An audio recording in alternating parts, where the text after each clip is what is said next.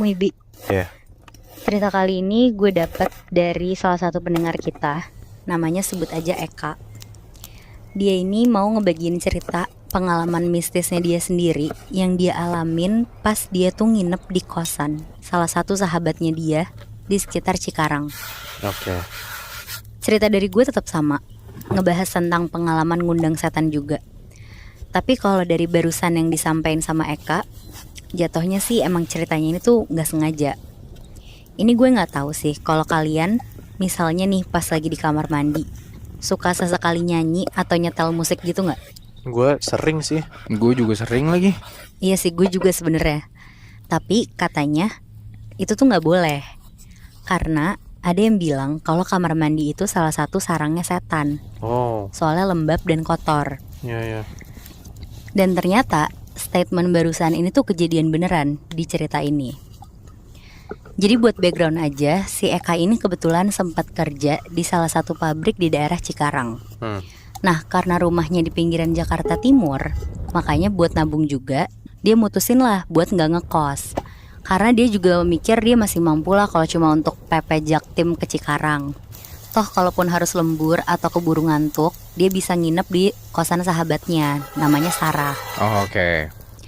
Dan saking deketnya si Eka sama Sarah, hampir selalu adalah dalam seminggu dia tuh nginep di Sarah. Bahkan mau ada Sarahnya atau enggak, dia biasanya langsung aja lah tipe-tipe yang masuk ke kamarnya aja gitu. Oke. Soalnya si kuncinya juga kebetulan ditaruh di dalam sepatu di rak depan kamarnya Sarah. Tapi Moibi, ada satu malam yang jadi malam terakhir si Eka ini nginep di kosannya Sarah. Jadi kejadiannya itu ada satu malam, pokoknya si Eka ini tuh kebagian jatah lembur di pabrik, sedangkan si Sarah tuh enggak. Dan karena lemburnya tuh sampai malam banget, Eka niatnya nginep di kosannya Sarah, karena kebetulan gak begitu jauh.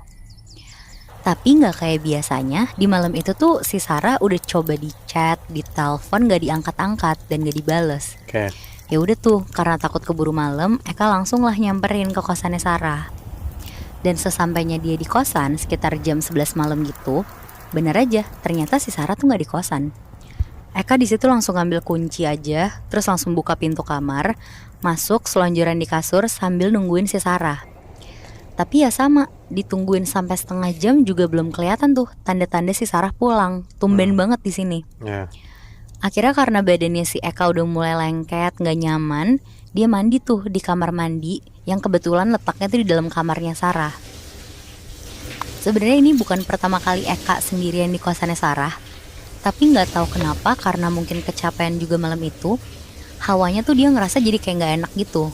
Dia gak tenang, apalagi biasanya Sarah tuh pulangnya cepet. Karena ngerasa sepi banget, akhirnya Eka nyetel musik lah kenceng-kenceng sambil mandi. Sesekali dia juga ikutan nyanyi-nyanyi di kamar mandi, biar kayak rame aja gitu rasanya. Iya. Udah tuh mandi lumayan lama, dan di sini nih hal aneh yang pertama kali terjadi. Namanya rambut panjang normal kan, mandi terus ada yang rontok ke lantai gitu. Biasanya si Eka ini tuh rambutnya emang dibiarin dulu tuh yang rontok-rontok, sampai dia selesai mandi baru diambilin buat dibuang biar gak mampet. Nah terus rambut rontok dia tuh juga gak sebanyak itu biasanya. Tapi pas selesai mandi dia tuh ngeliat kayak di saluran pembuangan airnya tuh di gotnya, kok tiba-tiba rambutnya tuh jadi banyak banget. Ada yang panjang, ada yang pendek-pendek kaku kayak sapu. Di situ dia bingung tuh, soalnya dia yakin itu tuh bukan rambutnya dia. Tapi ya karena dia panik, terus takut, akhirnya dia buru-buru tuh ngambilin rambutnya satu persatu. Rambut yang di lantai udah bersih, tinggal narikin rambut yang nyangkut di lubang saluran air.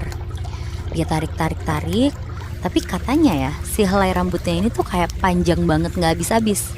Makin lama ditarik, rambutnya malah makin tebal juga. Jadi kayak yang awal ditarik misal cuma sehelai, tiba-tiba ngembang gitu aja jadi beberapa helai. Dan karena penasaran, akhirnya si Eka nyoba ngintip lah ke salurannya itu.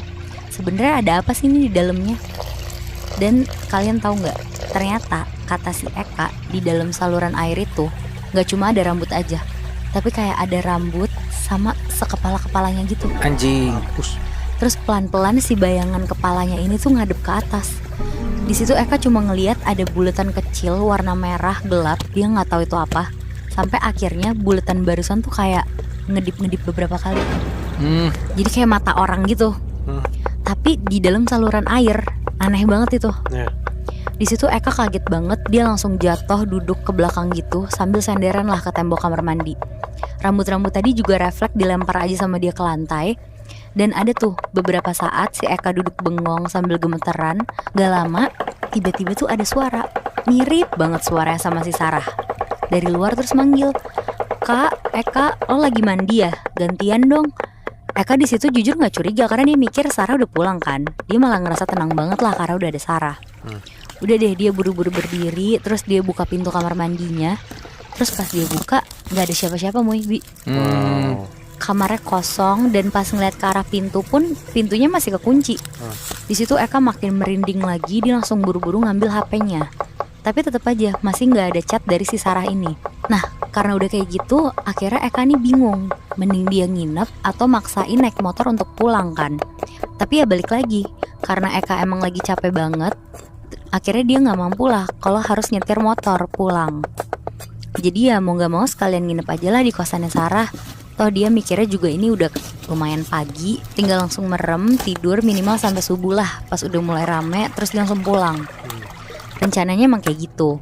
Tapi ternyata kenyataannya tuh nggak sesuai sama rencana dia. Jadi singkat ceritanya, sekitaran jam 2 pagi, dia tuh kebangun. Soalnya dia tuh kayak ngedenger ada suara langkah kaki di dalam kamar. Dan pas matanya nyoba buat ngebuka dikit, dia ngeliat ada sosok yang secara postur mirip banget sama Sarah, lagi berdiri ngadep ke pintu ngebelakangin Eka. Oke. Sambil masih belum sepenuhnya sadar, si Eka akhirnya ngajak ngobrol Sarah ini nih yang dia kira Sarah. Tapi nggak dijawab sama sekali.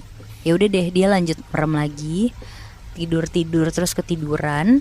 Pas dia kebangun lagi, tapi tuh dia kebangun kali ini bukan karena ada orang di ruangannya. Dia kebangun karena ngerasa ada rambut yang posisinya di atas mulutnya dia, Jadi kayak masuk-masuk gitu. Ganggu hadir. Iya. Terus akhirnya kayak dilepeh-lepeh gitu kan sama dia, kayak puh gitu kan. Tapi rambut ini nggak pindah-pindah dari mulutnya. Dan ini tuh bukan rambutnya si Eka ya. Mungkin ini rambutnya si Sarah yang tadi dilihat Eka udah pulang, terus udah tidur di sebelah Eka, katanya gitu. Di situ Eka nyoba buat kayak pura-pura ngedorong badannya Sarah sambil merem. Tapi pas didorong, kok angin doang, nggak ada wujud badan di sebelahnya dia. Mulai tuh di situ dia deg-degan banget. Yang awalnya dia belum sadar, tiba-tiba langsung sadar. Akhirnya pelan-pelan dia nyoba buka matanya dikit-dikit. Dia ngeliat beneran ada rambut di sebelahnya. Rambutnya tuh panjang banget, kusut dan kaku. Mirip banget lah sama rambut yang tadi dilihat di kamar mandi. Di situ makin sadar si Eka. Pelan-pelan dia ngikutin arah sumber rambutnya itu. Yang awalnya di sampingnya Eka, ternyata panjang-panjang sampai ke bagian kasur atas. Terus pas dilihat makin panjang lagi tuh. Tapi rambutnya ini aneh. Rambutnya tuh naik dari arah atas, terus nempel ke lemari. Dan pas kepala Eka makin naik pelan-pelan, dia ngeliat ke atas lemari bajunya si Sarah. Katanya tuh ada sosok cewek pakai daster panjang merah. Rambutnya beneran panjang banget. Terus matanya tuh merah ngeliatin ke Eka. Wah, kuntilanak merah anjing. Bener, Bi. Di situ Eka ada kali tatap-tatapan beberapa detik sama si kuntilanak merah ini. Mampus. Eka bukan gak mau cabut, tapi lebih ke dia nge-freeze aja gitu, gak tahu mau ngapain. Bahkan si Eka ini cerita kalau abis itu badan dia tuh kayak melayang aja rasanya. Gak tahu emang badannya melayang atau atap kamarnya makin pendek. Intinya dia ini kayak sengaja dihadepin sama si kuntilanak ini. Deket banget rasanya.